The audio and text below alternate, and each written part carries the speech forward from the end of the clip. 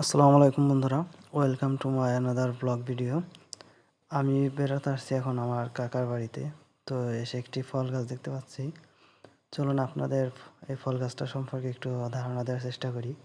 দেখি আপনারা কে কে চিনেন এই ফল গাছটাকে। আমাদের এদিকে এই ফলগুলোকে বলা হয় করম চা। আপনারা কী নামে পরিচিত আপনাদের কাছে এটা আমি সঠিক জানি না। দেখুন, মাশাআল্লাহ অনেক সুন্দর ফল হয়েছে গাছে। আমি আপনাদের একটু ধরে দেখানোর চেষ্টা করছি। দেখুন, এই ফলগুলো পাকলে পরে এরকম কালচে রং ধারণ করে, আর কাঁচা অবস্থায় থাকে সবুজ। মাশাআল্লাহ, আল্লাহ তাআলার অসংখ্য নিয়ামত। অনেক ফল ধরেছে গাছে। তো এই ফলগুলো পাকলে পরে স্বাদও চেঞ্জ হয়ে যায় এবং উপরের কালারটাও চেঞ্জ হয়ে যায়। পাকলে পরে ভিতরে একদম লাল হয়ে যায়, আর কাঁচা অবস্থায় ভিতরে সবুজ থাকে।